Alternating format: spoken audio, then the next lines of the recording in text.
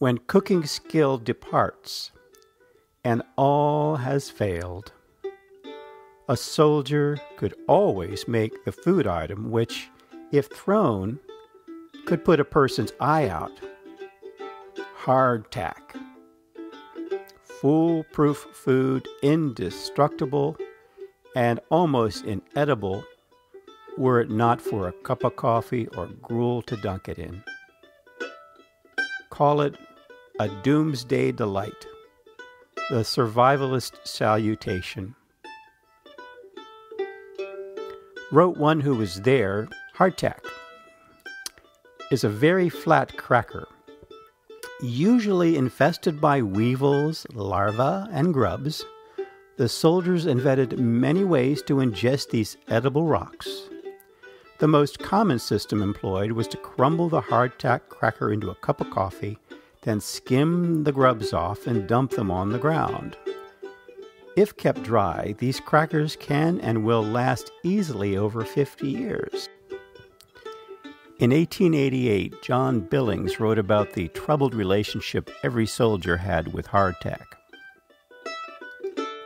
He wrote, "I will speak of the rations more in detail, beginning with the hard bread, or to use the name by which it was known in the Army of the Potomac, hardtack. What was hardtack? It was a plain flour and water biscuit. Two which I have in my possession as mementos measure 3 1/8 by 2 7/8 inches and are nearly half an inch thick. Although these biscuits are furnished to organizations by weight, they were dealt out to the men by number, 9 constituting a ration in some regiments and 10 in others. But there were usually enough for those who wanted more, as some would not draw them. While hardtack was nutritious, yet a hungry man could eat his 10 in a short time and still be hungry. When they were poor, fit objects for the soldier's wrath, it was due to one of 3 conditions. First, they may have been so hard that they could not be bitten. It then required a very strong blow of the fist to break down. The cause of this hardness it would be difficult for one not an expert to determine. This variety certainly well deserved their name. They could not be soaked soft, but after a time took on the elasticity of gutta percha. The second condition was when they were moldy or wet, as sometimes happened, and should not have been given to the soldiers. I think this condition was often due to their having been boxed up too soon after baking. It certainly was frequently due to exposure to the weather. It was no uncommon sight to see thousands of boxes of hard bread piled up at the railway station or some other place used as the base of supplies. And there they were imperfectly sheltered from the weather and too often not sheltered at all. The third condition was when, from storage, they had become infested with maggots and weevils. These weevils were, in my experience, more abundant than the maggots. They were little, slim, brown bugs, 1/8 of an inch in length, and were great bores on a small scale, having the ability to completely riddle the hardtack. I believe they never interfered with the hardest variety. In the case of its being infested with the weevils, they had to stand it as a rule, for the biscuits had to be pretty thoroughly alive and well covered with the webs which these creatures left to ensure condemnation. But hardtack was not so bad an article of food, even when traversed by insects, as may be supposed. Eaten in the dark, no one could tell the difference between it and hardtack that was untenanted. It was no uncommon occurrence for a man to find the surface of his pot of coffee swimming with weevils after breaking up hardtack in it, which had come out of the fragments only to drown. But they were easily skimmed off and left no distinctive flavor behind. If a soldier cared to do so, he could expel the weevils by heating the bread at the fire. The maggots did not budge in that way. There must have been at least a score of ways adopted to make this simple flour tile more edible. Some crumbed the hardtack in soups for want of other thickening. Some crumbed them in cold water, then fried the crumbs in the juice and fat of meat. A dish akin to this one, which was said to make the hair curl, and certainly was indigestible enough to satisfy the cravings of the most ambitious dyspeptic, was prepared by soaking hardtack in cold water, and then frying them brown in pork fat, salting to taste. Another name for this dish was skillygallee. Some liked them toasted, either to crumb in coffee or, if a sutler was at hand, to butter. The toasting generally took place from the end of the split stick, and if perchance they dropped out of it and into the campfire and were not recovered quickly enough to prevent from it getting pretty well charred, they were not thrown away on that account, being then thought good for weak bowels.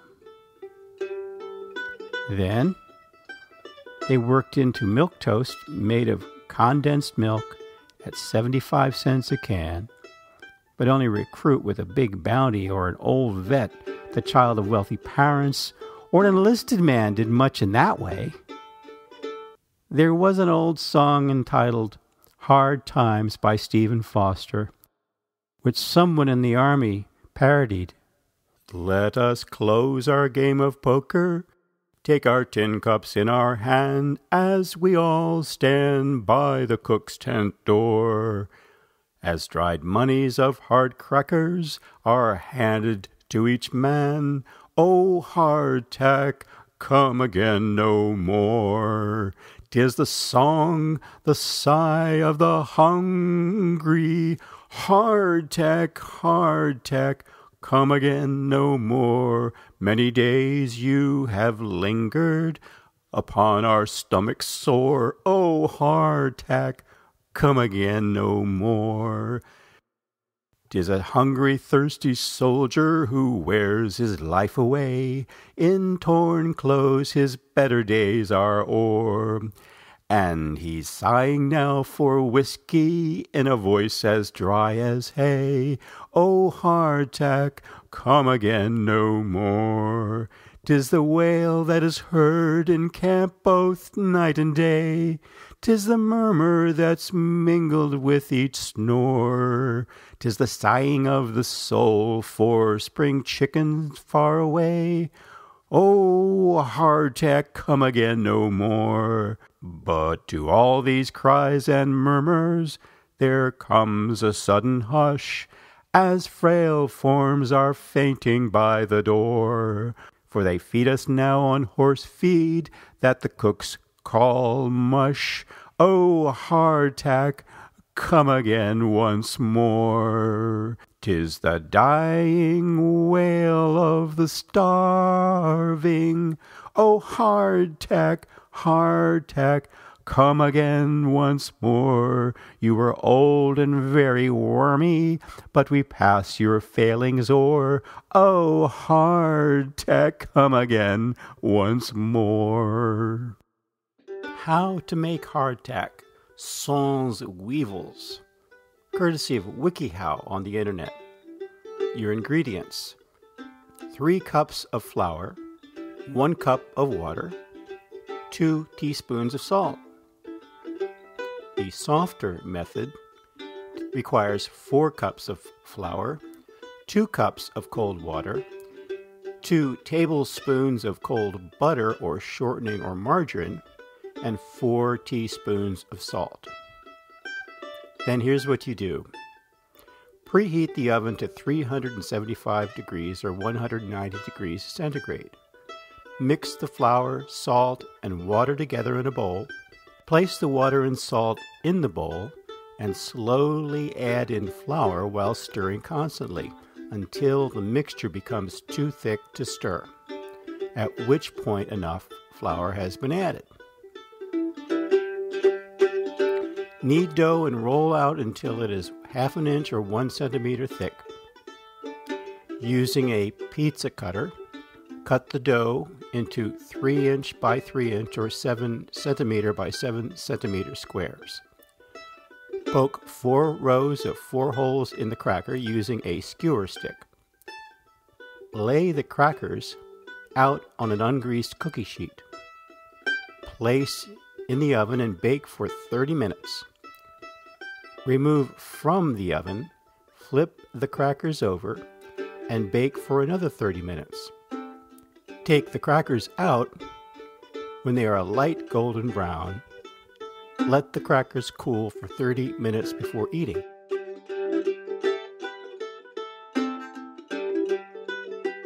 Now the softer method. Preheat the oven to 375 degrees Fahrenheit or 190 degrees centigrade. Put the flour into a bowl. Quickly crumble in butter or shortening.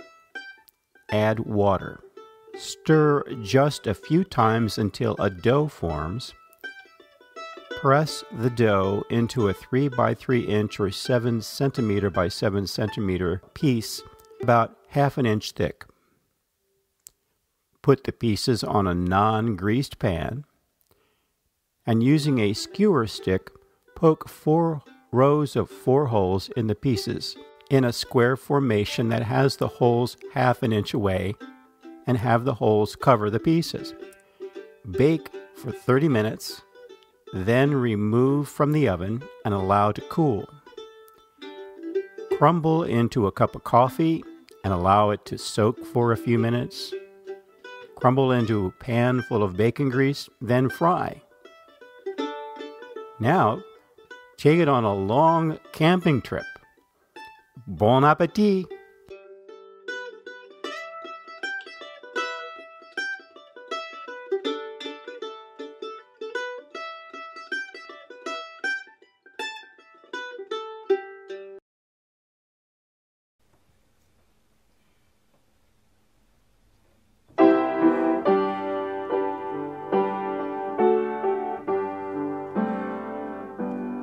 Let us pause in life's pleasures and count its many tears, while we all sup sorrow with the poor.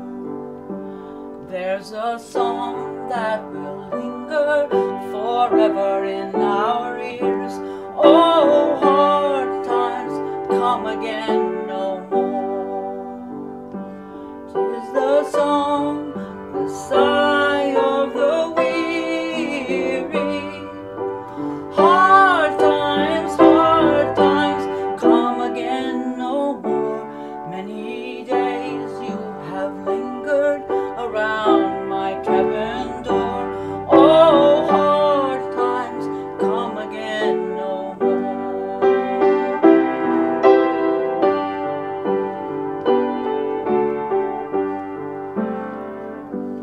While we seek mirth and beauty and music light and gay, there are frail forms fainting at the door. Though their voices are silent, their pleading looks will say, oh, hard times come again no more. 'Tis the song, the sigh of the weary. Hard times come again no more. Many days you have lingered around my cabin door. Oh, hard times come again no more.